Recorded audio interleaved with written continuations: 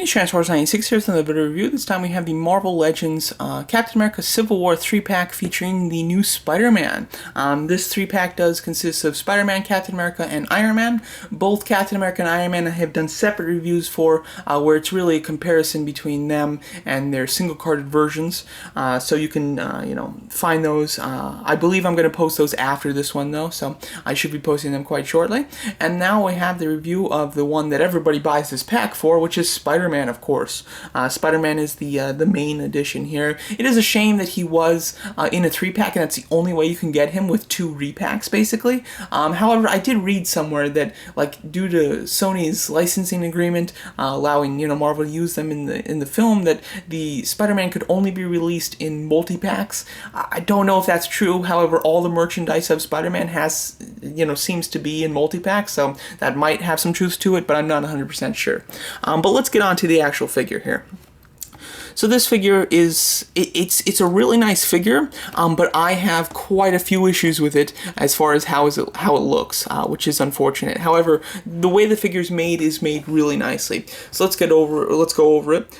Talking about the head sculpt here, looking really nice. I mean, they sculpted in all of the webs. That's all sculpting, which looks tremendous. It looks fantastic. I really I love it. And all the sculpted webs in the actual costume, it's sculpted throughout the entire body, which is fantastic. It shows a whole lot of effort. The only issue is it's not accurate.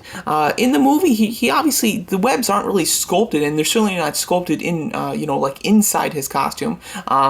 They're basically, it looks like they're just kind of drawn on in the movie. Whether they are or not, I'm not quite sure. But it just, the way that costume looks in the movie, it looks like all the webbing is just drawn on. It looks very similar to a comic book type of Spider-Man, where the webbing isn't kind of sticking out or anything, or inset like the figure here, which I applaud Hasbro's effort, but it doesn't fit for what we saw in the movie. It definitely doesn't, and I think that the camera's not focusing on him. Let me take that out. So although I love the fact that it's all sculpted, it really doesn't look completely accurate, and it gives him a different look than the one that we saw in the movie. And then again, one extra piece of effort that Hasbro did was they gave him a paint wash. They gave him a black paint wash that kind of settled in the lining, which looks really great. But it gives him a dark look. And the one from the movie is a very bright looking Spider-Man. He has a very kind of light red costume that's very bright, and this one we have a red costume that's very dark, which is super disappointing, because it's something that I would have usually liked Hasbro to do. I think that they did some great effort into this figure, but their effort was kind of useless because it made the figure look not like the movie. The one in the movie has a bit of a cartoonish look to it, if whether he does have like a cartoonish type of a feel to him and look that this one really doesn't represent. So although this one definitely looks like a movie figure, it doesn't look like the Civil War Spider-Man. This almost looks something more similar to like the Amazing Spider-Man 1 costume, obviously lacking the yellow eyes, but it kind of has more of that feel because it really does look quite realistic, and the one in the movie has a bit of a lighthearted kind of cartoonish type of look to him, so that is very disappointing. So those are my 2 massive complaints with this figure, that it just does not look like the one from the movie, due to the paint and the way that it's sculpted. But the way that it's sculpted, like I said, is excellent, and all that line work, that's outlining the body, really nicely done, and it's sculpted, which just does look nice. The blue is all very flat. It's a flat blue. There's no paint wash into it, but it's a dark blue, which does look really good though.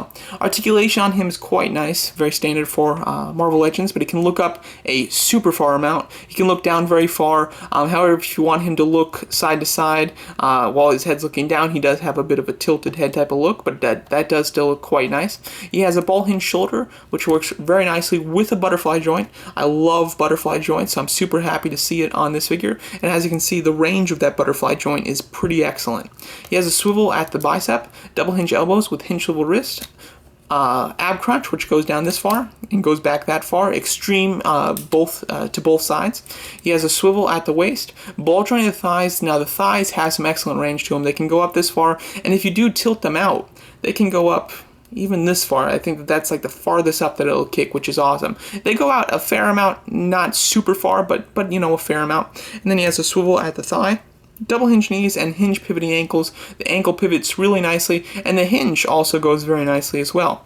You get a nice range on hinge there. So articulation on him is really fantastic. It's a bit above Marvel Legends standard due to the fact that he has the butterfly joint. That's something that's on just a few Marvel Legends and isn't a standard joint that they all have. But most of the Spider-Mans, if not all of the Spider-Mans, have that.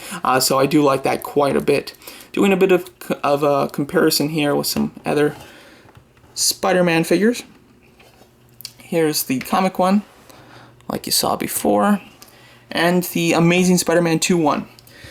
So as you can see, he does look really nice with them, and you know, the figure itself, it's so hard because the figure itself is great. It just doesn't represent the Civil War look of Spider-Man very much, or at least completely. So it is very disappointing because it's a great figure, it really is, but it's missing some key, you know, elements that really needs to be there to give it that Civil War type of look.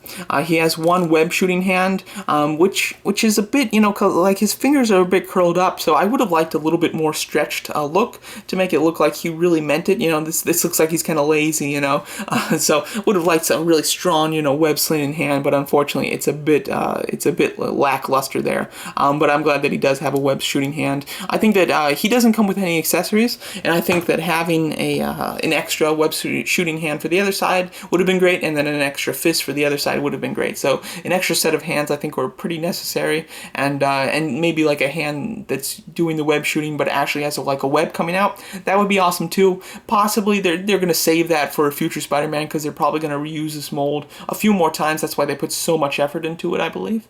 So I would imagine that we'll see it again. Comparing him to some of the other figures, let's just compare him to the figures that came in this set.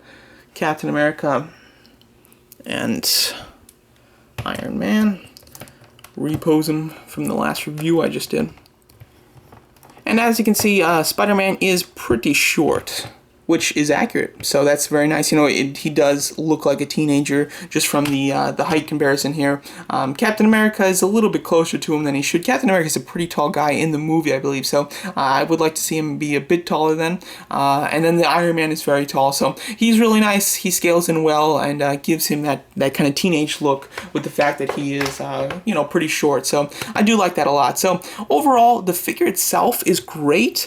It's lacking the look of the Civil War, you know. Obviously it has all the detail of the Civil War suit. It's lacking the look of the Civil War suit because of the color and the extra detail on the suit with the webs actually being sculpted in when they really should just be painted. They'd look a lot better if they were just painted. And then of course the extra wash on him gives him a more realistic look when he should have you know, a slight cartoonish type of look. You know, the one in the movie did have a slight cartoonish look, which this one just does not represent in the slightest. But you can get a lot of cool poses with him. He's very dynamic. I'm a big fan of all the Marvel Legends Spider-Man figures.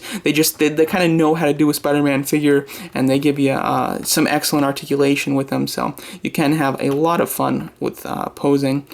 You know, Spider-Man figures usually from Marvel Legends end up on my top 10 favorite figures of the year, just because of how dynamic they are, and you know, you can really do a lot with them. So there you go. That's my review of the Captain America Civil War 3-pack featuring the Civil War movie Spider-Man. Thanks so much for watching, and let me know what you guys think of this figure.